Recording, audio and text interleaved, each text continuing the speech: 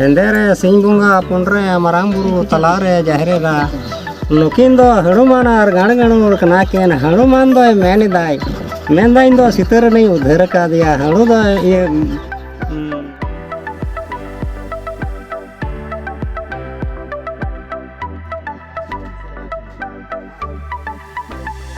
आड़े आड़े ते धड़ गुई दा उनी जील दो नेल कते कुड़ी को दो सिरिंग को जुड़ा के दा चपा की है बाड़ी बुटे रे मुई को दुंगो दुंगो दो मा को नेल कते का भाई गिंदी जील पको थोड़ा को अंजम के दा हिंदाया उन मारांग बिर रे को सिरिंग दा चलो सब नेल को कुड़ी खान को बहु को बड़ा दो कोन बतावा सेन कते को नेल को कुड़ी बुया कुलिया को हिंदा बिटी अपे आ जेद दो चिकाम तपे दादा अबे आ जेद दो कांता लिया किते कन दो रियाड करना कुड़ी तो मैंने दा हिंदा दो आपे आदो जेद तो अच्छी कंदा पे आले दो बिटी हसे पायडा पचे कड़बा जेत बिगारे ना धूली सिंधु तिको इतो सिंधुर ना मीटे दो सारे ने दादुल बुढ़ी को दो पे दिया।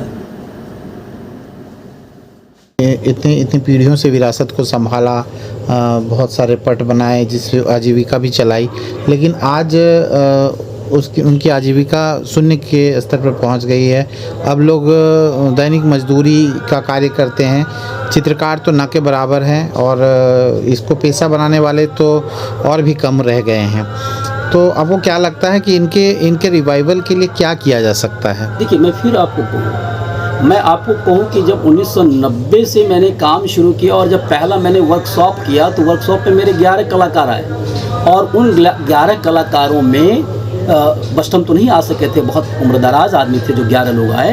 वो सारे लोग ये सारे ना तो करामबिंती बना रहे थे ना और कुछ, वो यमपट ही बना रहे थे और थोड़ी सी काली की पेंटिंग बनाते थे और थोड़े से मनसा की पेंटिंग बनाते ताकि गैर आदिवासी समाज के भी जा करके।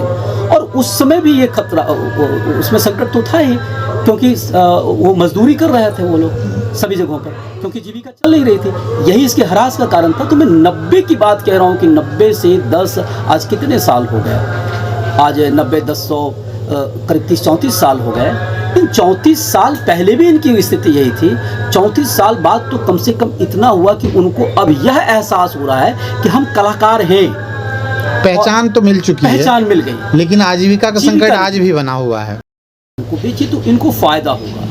तीसरा कि जो स्कर्टेड है, जहाँ जहाँ बिखरे हुए हैं, उनको एक जगह कहीं कोई बस्ती बसा करके अगर ये बना करके रखें और वहीं पर बनाए जहाँ बाहर से भी लोग आए, लोग उसको देखें, जैसे कि पश्चिम बंगाल ने किया, जैसे कि मधुबनी पेंटिंग में हुई। हमें मालूम है कि जितवारपुर जाएंगे तो 25 कलाकार हमको वहाँ पर मिल जाएंगे। उनके पास इतना प्रोडक्शन मिल जाएगा कि हम एक साथ चाहें तो 10 लाख रुपए का सामान खरीद सकते हैं। तो ये काम तब हुआ जबकि सरकार ने बदला, चाहें तो 10 लाख रुपए का सामान खरीद सकते हैं। तो ये काम तब हुआ जबकि सरकार ने बदला। तो सरकार को ऐसे काम करने पड़ेंगे। के साथ भी यही होता है। सपोज करिए कि आपने एक पेड़ बनाया, उस पेड़ पर आपने एक व्यक्ति को बिठा दिया, आसपास कुछ कपड़े लटका दिए, नीचे पानी है, कुछ स्त्रियां बना दी और जो आदमी बैठा है उसके हाथ में आपने तीर धनुष दे दिया, एक हाथ में आपने उसको त्रिशूल भी दे दिया। तो देखने वाले को रंग और रेखाओं का यह संयोजन खूबसूरत लग सकता है, लेकिन जो उसके सांस्कृतिक पक्ष को जानता है वो कहेगा कि भाई साहब उसके हाथ से त्रिशूल हटा लो, तीर धनुष हटा लो, उसको बांसुरी दो तो श्री कृष्ण है। तो यह कौन कहेगा?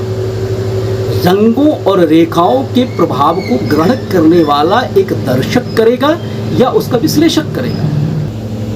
उनके समाज में बहुत सारी वर्जनाएं हैं। स्त्रियां छत नहीं छाती हैं, किसी भी पशु या पक्षी या किसी का सर का हिस्सा नहीं खाती हैं, हल नहीं चलाती हैं। तो ये जो मान्यता है, ये जो वर्जनाएं हैं, ये उसके सांस्कृतिक पक्ष है, आपको उसको समझना होगा। मैंने यहाँ तो देखा कि दीवार पर बनी हुई पेंटिंग पर स्त्रियों के गले में ये ढोलक लगाया हुआ था। स्त्रियां मंडलियां नहीं होती हैं, ये वर्जना है। तो आप जब वर्जनाओं को आप नहीं मानेंगे तो आप कैसे पेंटिंग